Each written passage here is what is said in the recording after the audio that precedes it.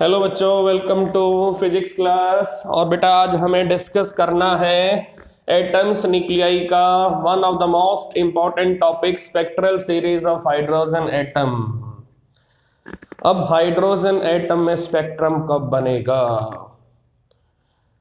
जब electron outer energy level से inner energy level में आएगा और एनर्जी एमिट होगी, इलेक्ट्रोमैग्नेटिक रेडिएशंस आपकी एमिट होंगी। तो अब यहां पर अगर electron different outer energy level से इनर एनर्जी लेवल्स में आएगा तो हमें इलेक्ट्रोमैग्नेटिक रेडिएशंस की फ्रीक्वेंसी भी अलग अलग मिलेगी। तो अब डिफरेंट साइंटिस्ट ने यहां पर हाइड्रोजन एटम पर काम किया, हाइड्रोजन स्पेक्ट्रम पर काम किया और ऑब्जर्वेशंस को नोट किया। और उन्हीं डिफरेंट साइंटिस्ट के बीच में एक साइंटिस्ट था नील बोहर।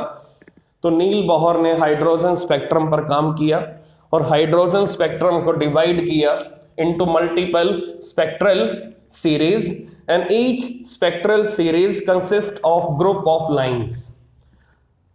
तो जब हाइड्रोजन स्पेक्ट्रम को नील बोहर ने ग्रुप ऑफ लाइंस में डिवाइड किया और हर ग्रुप ऑफ लाइन को एक स्पेक्ट्रल सीरीज का नेम दिया, then he defined hydrogen spectrum into group of lines and these group of lines are known as spectral series of hydrogen atom।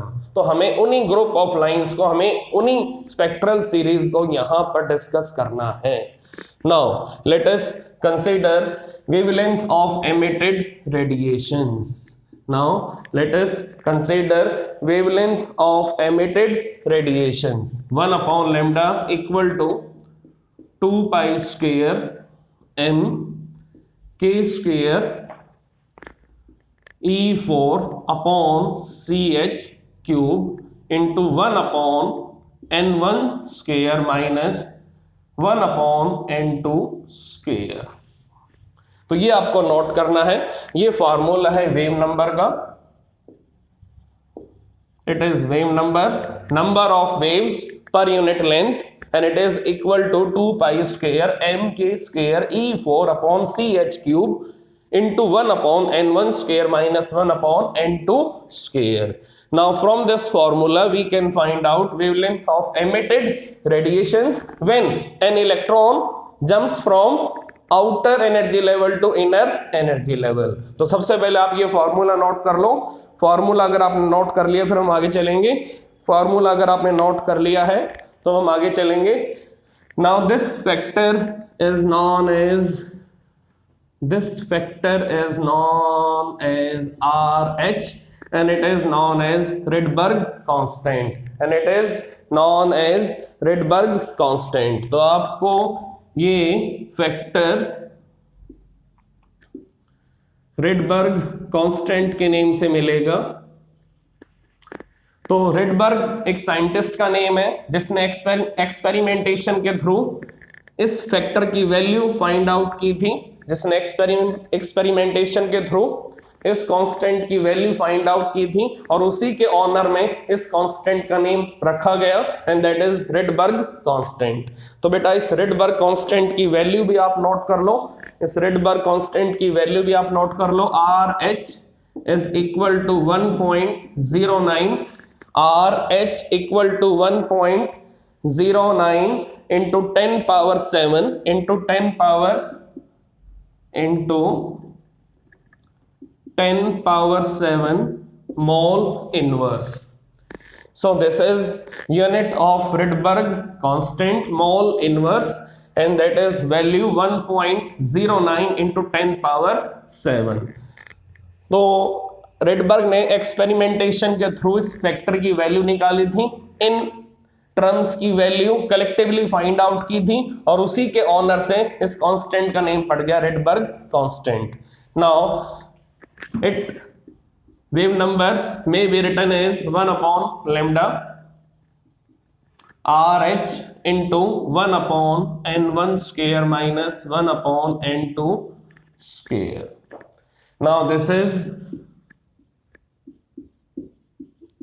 inner level and this is outer level, now this is inner level. तो ये आपको note करना है, ये basic key point है और ये basic key point आपके लिए स्पेक्ट्रल सीरीज को डिस्कस करने में काफी हेल्पफुल होगा। तो अब हम सबसे पहले नंबर 1 स्पेक्ट्रल सीरीज को डिस्कस करने वाले हैं, दैट इज लाइमन सीरीज। तो लाइमन सीरीज में क्या होगा, electron jumps from outer energy level to inner energy level. Now in this series electrons come from outer energy level to inner energy level. तो यहाँ n1 की value 1 है, that is fix. Now n2 2 3 4 5 6 up to infinity।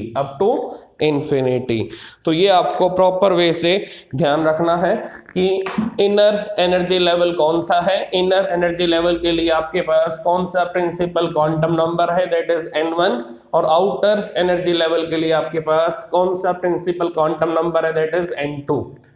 तो यहाँ n1 1 है, fix है, और n2 की वैल्यू आप चेंज करोगे 2 3 4 5 6। Now in Lyman series, for shortest wavelength or minimum wavelength,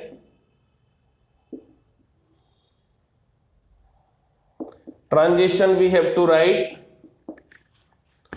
n1 equal to 1, n2 equal to infinity। तो इस ट्रांजिशन में आपको वेवलेंथ कैसी मिलेगी, इस ट्रांजिशन में आपको वेवलेंथ मिनिमम मिलेगी। Now for maximum wavelength transition is n1 equal to 1 and n2 equal to 2।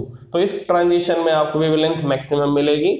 इसी टाइप से मैक्सिमम फ्रीक्वेंसी आपको किस ट्रांजिशन में मिलेगी, लाइमन सीरीज में। इन Lyman series maximum frequency will be obtained when electron comes from infinity to first energy level, or you can say that infinity to first principal quantum number n1 equal to 1। तो जब outer energy level आपका infinity वाला होगा और inner energy level आपका n1 equal to 1 होगा, तो इस ट्रांजिशन में आपको frequency of electromagnetic radiations maximum मिलेगी। नाउ मिनिमम फ्रीक्वेंसी आपको इलेक्ट्रोमैग्नेटिक रेडिएशंस में कब मिलेगी, जब इलेक्ट्रॉन आपका सेकेंड एनर्जी लेवल से फर्स्ट एनर्जी लेवल में जंप करेगा।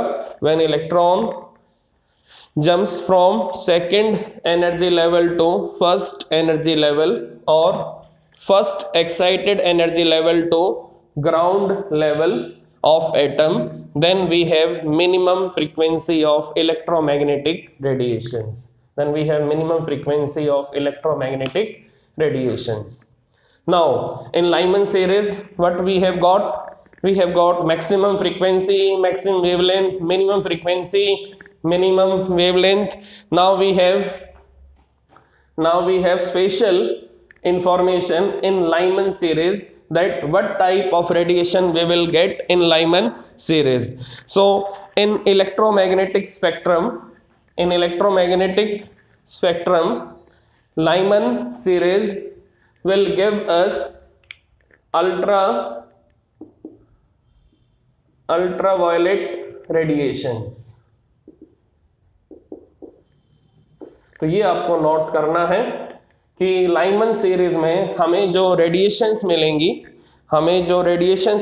वो रेडिएशंस इलेक्ट्रोमैग्नेटिक स्पेक्ट्रम में कहाँ लाई करेंगी, वो रेडिएशंस आपकी इलेक्ट्रोमैग्नेटिक स्पेक्ट्रम के अंदर अल्ट्रावायलेट रीजन में लाई करेंगी, तो यहाँ पर हमें जो रेडिएशंस मिलेंगी उनका नेचर कैसा होगा, वो कैसी होंगी, these are ultraviolet radiations. So Lyman series के अंदर हमें ईएम स्पेक्ट्रम का अल्ट्रावायलेट रीजन मिलेगा। So we have to note down this basic key point of Lyman series. Now next spectral line is spectral line is Balmer series। Next spectral line आपके सामने आ रही है अब। Next spectral line is Balmer series। Now in Balmer series what we are having, 1 upon lambda equal to RH, 1 upon n1 square minus 1 upon n2 square। Now n1 equal to 2 and it is equal to fix। Now n2 equal to 3 4 5 6 up to infinity। तो ये आपको note करना है कि यहाँ पर जो inner energy level है आपका, जो इनर एनर्जी लेवल है आपका, that is second principal quantum number बनेगा। तो इनर एनर्जी लेवल आपका फर्स्ट एक्साइटेड लेवल होगा, और इस फर्स्ट एक्साइटेड लेवल में जो इलेक्ट्रॉन्स का ट्रांजिशन होगा वो कहाँ से होगा, from third, from fourth, from 5, from 6, from infinity principal quantum number. तो हमें यहाँ पर ये ध्यान रखना है कि यहाँ पर हमें n1 को 2 फिक्स करना है, और 2 आपका यहाँ पर n1 इक्वल टू 2 आपका फिक्स होगा, और ये आपके प्रिंसिपल क्वांटम नंबर्स आपके वेरिएबल होंगे। Now 1 upon lambda equal to RH 1 upon 2 square minus 1 upon 3 square.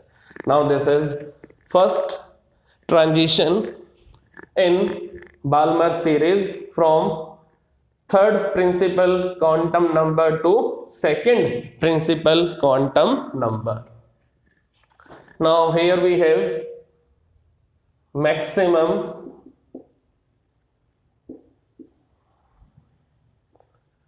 wavelength condition n1 2 n2 3। now maximum frequency n1 2 n2 infinity, minimum wavelength n1 2 n2 infinity, then minimum frequency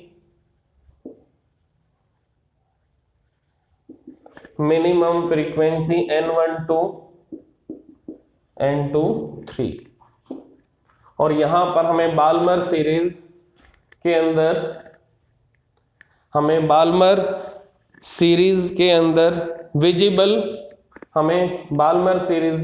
visible region मिलेगा। We have electromagnetic radiations of visible region of electromagnetic spectrum. तो ये आपको ध्यान रखना है कि Balmer series के अंदर जो इलेक्ट्रोमैग्नेटिक रेडिएशंस आपकी एमिट होंगी, वो रेडिएशंस आपकी इलेक्ट्रोमैग्नेटिक स्पेक्ट्रम में किस रीजन में होंगी, वो रेडिएशंस आपकी इलेक्ट्रोमैग्नेटिक स्पेक्ट्रम के अंदर विजिबल रीजन के अंदर लाई करेंगी। So this is visible region of electromagnetic spectrum. तो ये आपको नोट करना है। बाल्मर सीरीज आपकी कंप्लीट हो गई है। Then next number 3 series we have to discuss।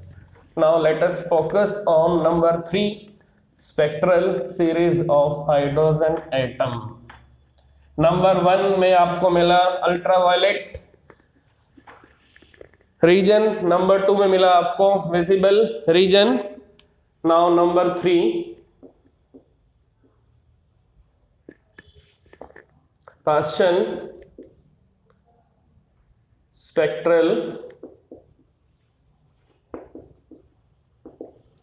series. Now in this series what we are having 1 upon lambda equal to Rydberg constant 1 upon n1 square minus 1 upon n2 square. Now n1 equal to 3, it is fixed. Now n2 equal to 4, 5, 6 up to infinity. Now for maximum wavelength transition n1 equal to 3 and n2 equal to 4. Now for maximum frequency n1 equal to 3 and n2 equal to infinity. Now for minimum wavelength n1 equal to 3 and n2 equal to infinity. For minimum frequency n1 equal to 3 and n2 equal to 4.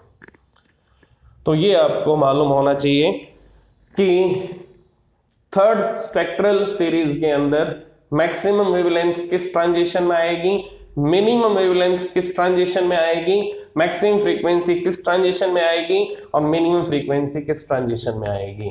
और ये जो आपकी spectral series है ये हमें electromagnetic spectrum में कहाँ मिलेगी, ये हमें इलेक्ट्रोमैग्नेटिक स्पेक्ट्रम में इंफ्रारेड रीजन में मिलेगी. So it is found in infrared region of electromagnetic spectrum. Now number 4 spectral series of hydrogen atom will be number 4 पर हम आते हैं. नंबर 4 चेक करते हैं सीरीज कौन सी होगी. Now number 4 spectral series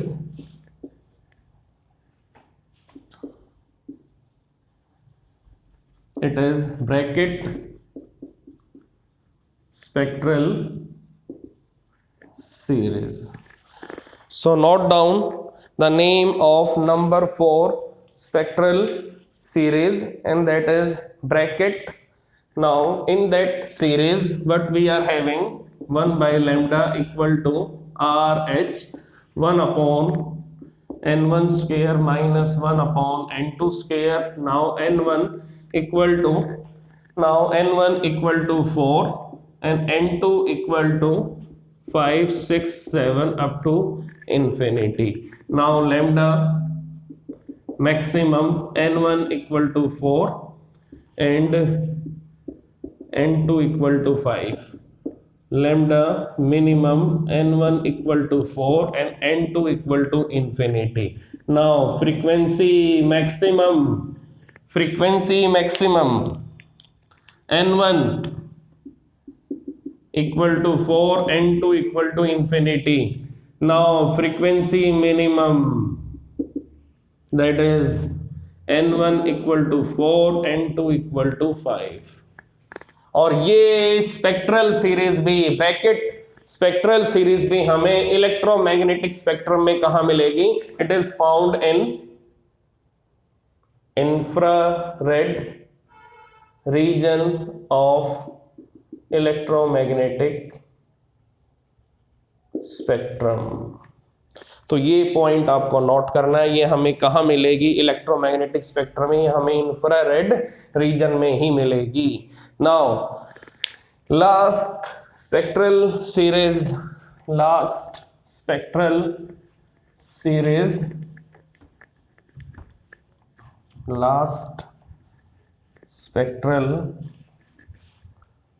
series that is P fund spectral series and it is 1 upon lambda equal to Rydberg constant 1 upon n1 square minus 1 upon n2 square n1 equal to 5 n2 equal to 6 7 8 9 up to infinity. sorry. Now lambda maximum equal to n1 equal to 5 and n2 equal to 6. lambda minimum, ये condition आपको, ये transition आपको note करनी है. Frequency maximum, frequency minimum, और ये हमें series कहां मिलेगी? In infrared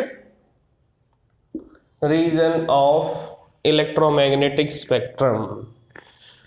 in infrared region of electromagnetic spectrum. Now let us draw their transition from outer energy level to inner energy level. तो अब हम ट्रांजिशंस को दिखाएंगे कि इलेक्ट्रॉन्स कैसे जंप कर रहे हैं आउटर एनर्जी लेवल से इनर एनर्जी लेवल में. चेक करते हैं. Now this is n equal to 1, n equal to 2, n equal to 3, n equal to 4, n equal to 5, n equal to 6. तो आप चेक कर सकते हो, मैंने अलग अलग एनर्जी लेवल्स के बीच में स्पेसिंग अलग अलग रखी है. इसका मीनिंग जैसे आपके एनर्जी लेवल ड्रॉ होंगे वैसे वैसे एनर्जी लेवल्स के बीच का स्पेसिंग कम होता जाएगा. इसका मीनिंग है यहां पर जो एनर्जी लेवल है that is ground state energy level. It is first excited state energy level, second excited state energy level, third excited state energy level. It means यहां इन दोनों एनर्जी लेवल्स के बीच में एनर्जी का गैप इनिशियल एनर्जी गैप से कम है. तो यहां जो गैप मिलेगा वही सेम गैप आपको यहां नहीं मिलेगा. इसका रीजन ये है कि हमें ये मालूम है कि energy of electron in nth orbit equal to -13.6 eV upon n square. तो अगर आप यहां पर एनर्जी फाइंड आउट करोगे फर्स्ट एनर्जी लेवल में तो आपको क्या मिलेगा? -13.6 अपॉन 1 स्क्वायर eV. तो ये आपको मालूम होना चाहिए कि यहां पर जो एनर्जी मिलेगी आपको फर्स्ट एनर्जी लेवल में वो एनर्जी क्या होगी? -13.6. यहां पर फर्स्ट एनर्जी लेवल में आपको एनर्जी मिलेगी -13.6 eV अपॉन 1 स्क्वायर. अब आप यहां आओगे तो यहां पर आपको एनर्जी मिलेगी -13.6 eV अपॉन 2 स्क्वायर. तो ये आपको मालूम होना चाहिए यहां पर आपको अलग अलग एनर्जी लेवल में एनर्जी का अमाउंट अलग अलग मिलेगा और यहां जो डिफरेंस मिलेगा E2 माइनस E1 वाला डिफरेंस आपको सेम यहां नहीं मिलेगा. इसका मीनिंग जैसे जैसे आप अपर एनर्जी लेवल में जाओगे तो सक्सेसिव एनर्जी लेवल्स के बीच का गैप कम होता जाएगा, बीच का गैप कम होता जाएगा. ये आपको मालूम होना चाहिए कि अगर आप इन्फिनिटी पे जाओगे तो एनर्जी की वैल्यू 0 हो जाएगी. इन्फिनिटी पर जाओगे तो एनर्जी की वैल्यू 0 हो जाएगी. इसका मीनिंग जैसे जैसे आप ऊपर जाओगे तो gap between successive energy levels will decrease. तो अब यहां पर चेक करते हैं हम.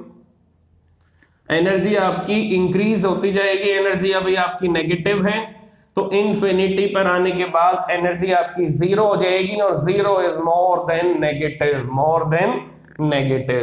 तो अगर आपको किसी इलेक्ट्रॉन को इन्फिनिटी पर भेजना है फ्रॉम फर्स्ट एनर्जी लेवल से तो आपको उसकी एनर्जी को 0 बनाना पड़ेगा. अगर उसकी एनर्जी 0 हो जाएगी तो 0 एनर्जी पर हमें वो कहां मिलेगा? हमें वो इन्फिनिटी पर मिलेगा. Now let us draw transitions of Lyman series. First transition, second, third, fourth and the last one. From infinity. तो ये आपको मालूम होना चाहिए कि जो आपका इन्फिनिटी वाला एनर्जी लेवल है वहां से अगर इलेक्ट्रॉन फर्स्ट एनर्जी लेवल में ग्राउंड स्टेट वाले एनर्जी लेवल में अगर जंप करेगा तो फ्रीक्वेंसी मैक्सिमम आएगी। Now this group of line is known as Lyman series. Now next,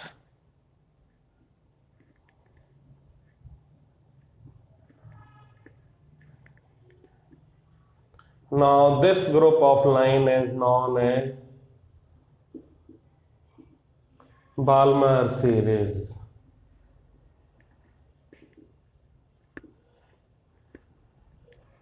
Now this group of lines is known as Paschen series. Now this group of lines is known as bracket.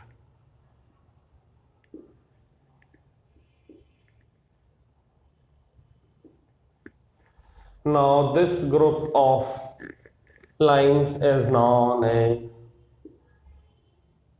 P fund. तो अब आपको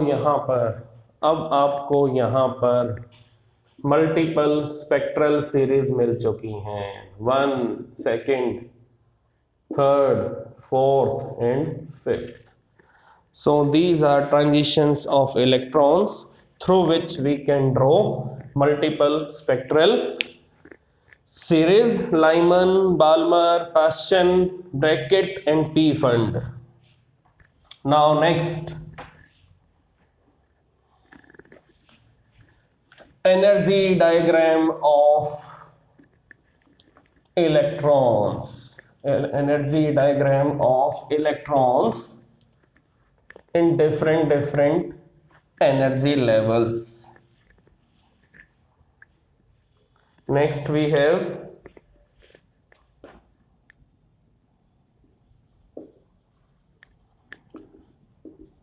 energy diagrams of electrons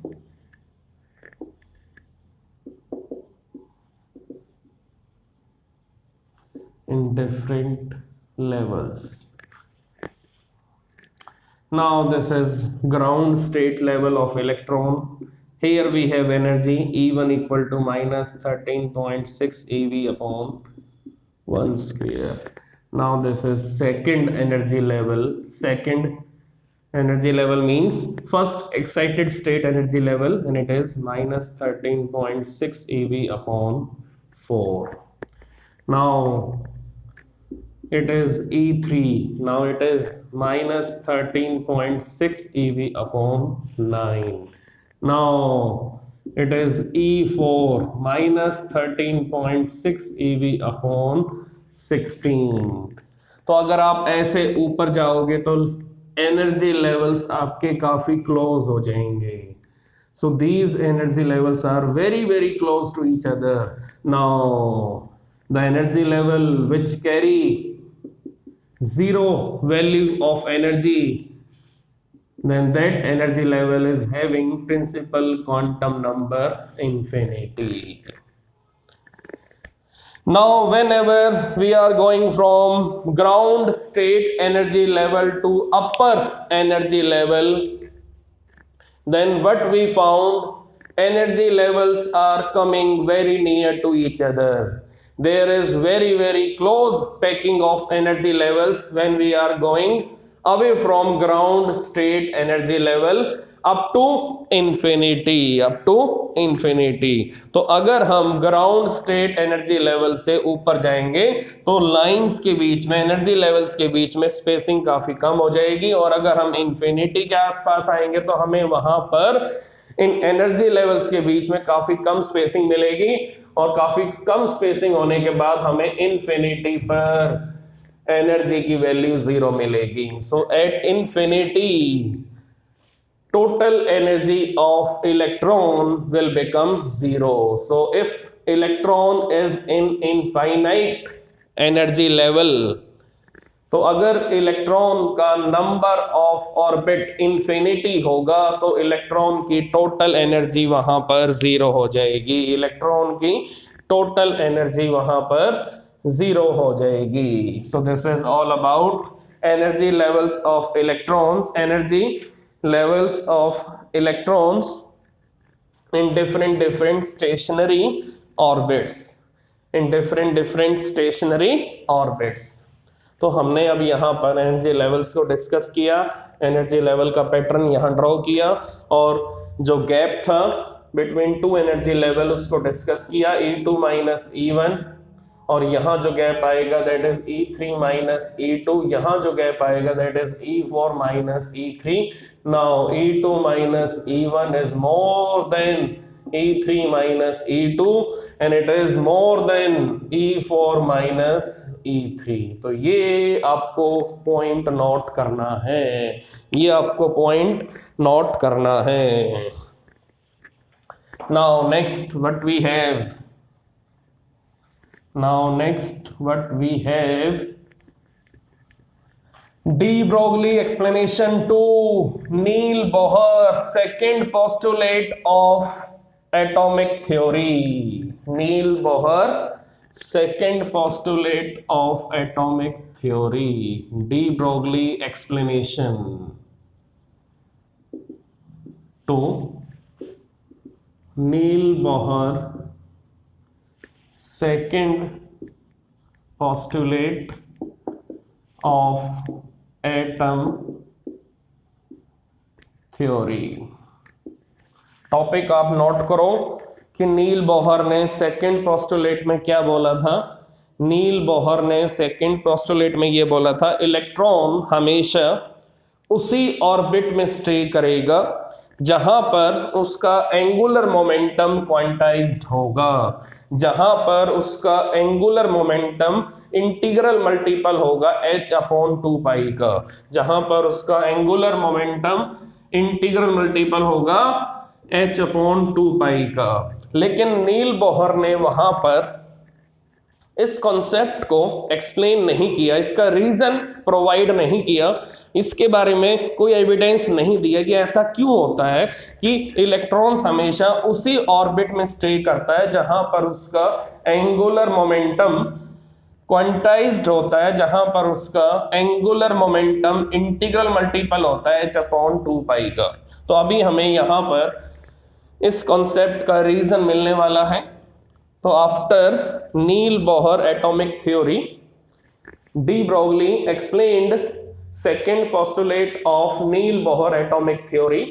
तो जब नील Bohr ने atom की theory provide की थी हमें, तो उस टाइम के बाद डी ब्रोगली ने 10 इयर्स के बाद नील बोहर के सेकेंड पोस्टुलेट को एक्सप्लेन किया. So after 10 years of Neil Bohr atomic theory, de Broglie explained second postulate of Neil Bohr atomic theory. तो नील बोहर की एटॉमिक थ्योरी के 10 इयर्स के बाद डी ब्रोगली ने इसको एक्सप्लेन किया. और एक्सप्लेन कैसे किया? So whenever electron is revolving around nucleus, then according to de Broglie hypothesis, if any material particle is having motion, then there is association of wave with its motion. तो अगर कोई material particle motion में होगा तो उसके motion के साथ एक वेव बनेगी and that wave is known as de Broglie wave. तो अगर यहाँ इलेक्ट्रॉन मोशन में है तो यहाँ इलेक्ट्रॉन के मोशन के साथ साथ इस टाइप से एक वेव बनेगी, और ये जो वेव होगी ये वेव आपकी डी ब्रोगली के नाम से फेमस होगी. और इस वेव की वजह से मटेरियल पार्टिकल के पास दो टाइप का नेचर होगा, that is particle nature as well as wave nature. So due to motion of electron around nucleus, there is creation of de Broglie wave with motion of electron, and that de Broglie wave is having wave nature. That de Broglie wave is having wave nature. Now for sustain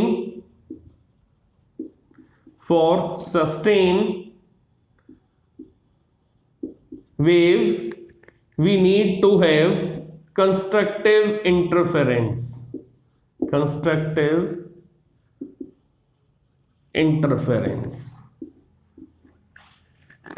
अब ये point क्या है, अगर electron nucleus के around continuity में रहेगा, अगर electron nucleus के अराउंड अपना मोशन कॉन्टिन्यूटी में रखेगा, तो डी ब्रोगली वेव भी हमेशा इस ऑर्बिट के अंदर मेंटेन रहेगी। तो जब तक इलेक्ट्रॉन न्यूक्लियस के अराउंड घूमता रहेगा तब तक डी ब्रोगली वेव आपकी यहां मेंटेन रहेगी। तो अगर यहां पर इलेक्ट्रॉन के मोशन के साथ वेव जनरेट होगी तो यहां पर वेव्स के बीच में ओवरलैपिंग भी होगी, यहां वेव्स के बीच में ओवरलैपिंग भी होगी। अब यहां पर अगर एक वेव यहां से निकलेगी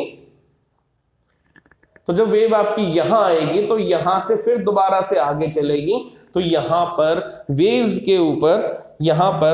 के ऊपर इंटरफेरेंस वाला कॉन्सेप्ट लगेगा। और इंटरफेरेंस आपकी दो टाइप की होती है, कंस्ट्रक्टिव इंटरफेरेंस और डिस्ट्रक्टिव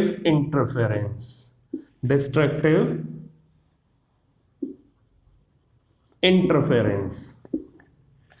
तो अगर आपको यहां पर डी ब्रोगली वेव को मेंटेन रखना है, सस्टेन करके रखना है, तो उसके लिए आपको यहां पर कंस्ट्रक्टिव इंटरफेरेंस को बनाए रखना होगा, क्योंकि डिस्ट्रक्टिव इंटरफेरेंस में क्या होगा, एम्पलीट्यूड 0 हो जाएगा। तो अगर आप डिस्ट्रक्टिव इंटरफेरेंस को यहां पर बनाओगे तो यहां पर आपको वेव नहीं मिलेगी, क्योंकि यहां पर ओवरलैपिंग अगर डिस्ट्रक्टिव होगी तो उस केस में आपको यहां पर वेव नहीं मिलेगी। इसका मीनिंग डी ब्रोगली का हाइपोथेसिस यहां पर रॉन्ग हो जाएगा। इसका मीनिंग इलेक्ट्रॉन के मोशन के साथ अगर आपको वेव नहीं मिलेगी तो डी ब्रोगली की स्टेटमेंट, डी ब्रोगली का हाइपोथेसिस यहां पर रॉन्ग हो जाएगा। तो डी ब्रोगली के हाइपोथेसिस के अकॉर्डिंग यहां पर इंटरफेरेंस कैसी होनी चाहिए, कंस्ट्रक्टिव होनी चाहिए। और कंस्ट्रक्टिव इंटरफेरेंस के लिए आपको मालूम है कंडीशन क्या होगी, कंडीशन होगी कि आपका जो डिफरेंस इन पाथ है वो आपका इंटीग्रल मल्टीपल होना चाहिए वेवलेंथ का। जो आपका डिफरेंस इन पाथ है that should be integral multiple of wavelength, that should be integral multiple of wavelengths. So this is condition of constructive interference. It means यहाँ पर डी ब्रोगली वेव जो distance travel करेगी वो distance कैसा होगा, that distance must be integral multiple of wavelength. तो यहाँ पर जो सरकमफ्रेंस बनेगा ये सरकमफ्रेंस किसके इक्वल होगा, integral multiple of wavelength. So this wavelength is known as de Broglie wavelength. Now wavelength is equal to h upon mv. Now this is equation number 1 and this is equation number 2. Now put value of 2 in equation number 1. Now it is n h upon mv. Now it is mvr and it is equal to NH upon 2 pi। तो जिस type से आप किसी string को ऐसे plug करते हो up and down, तो स्ट्रिंग के अंदर इस टाइप से ट्रांसवर्स वेव बनती हैं। तो जब स्ट्रिंग का दूसरा एंड वेव को रिफ्लेक्ट करेगा तो स्ट्रिंग के अंदर दो टाइप की वेव्स आपकी ओवरलैप होंगी। One is incident wave coming from your plucking and number 2 is reflecting wave coming from the last end of string. तो स्ट्रिंग का जो लास्ट एंड होगा वहां से जो वेव आपकी रिफ्लेक्ट होकर आएगी और जो वेव आपने यहां से प्रोड्यूस की है प्लकिंग के थ्रू, दोनों वेव आपकी स्ट्रिंग के अंदर ओवरलैप होंगी। तो अगर स्ट्रिंग के अंदर आपको एम्पलीट्यूड मैक्सिमम मिलेगा तो इसका मीनिंग है स्ट्रिंग के अंदर ओवरलैपिंग आपकी कंस्ट्रक्टिव होगी। और अगर आपको स्ट्रिंग के अंदर एम्पलीट्यूड मिनिमम मिलेगा, 0 मिलेगा, तो इसका मीनिंग ये दोनों वेव आपकी डिस्ट्रक्टिव इंटरफेरेंस कैरी कर रही हैं।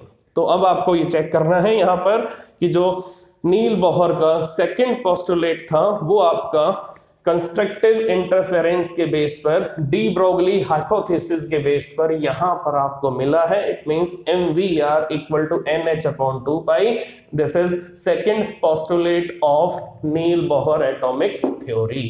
So by using de Broglie hypothesis we have given Neil Bohr second postulate of atomic theory. तो ये आप नोट कर सकते हो for your future reference.